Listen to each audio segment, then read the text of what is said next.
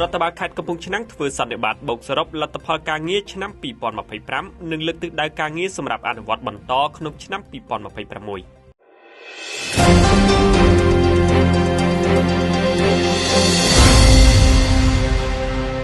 រដ្ឋបាលខេត្តកំពង់ឆ្នាំងធ្វើសន្និបាតបូកសរុបលទ្ធផលការងារដែលសម្រេចបានក្នុងឆ្នាំ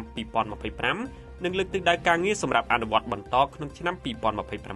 នាព្រឹកថ្ងៃទី27ខែមករាក្រោមអធិបតីភាពឯកឧត្តមសុនសវណ្ណរិទ្ធអភិបាលខេត្តនិងឯកឧត្តមសៀវរុនប្រធានក្រុមប្រឹក្សាខេត្តកំពង់ឆ្នាំង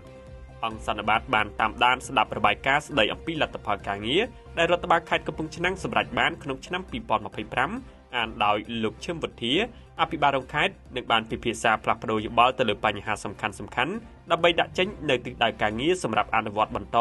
នៅឆ្នាំ2026ឲ្យមានប្រសិទ្ធភាពសូមបញ្ជាក់ថាសន្និបាតប្រចាំឆ្នាំរបស់រដ្ឋបាលខេត្តកំពង់ឆ្នាំងសម្រាប់ឆ្នាំនេះមានរយៈពេល1ថ្ងៃ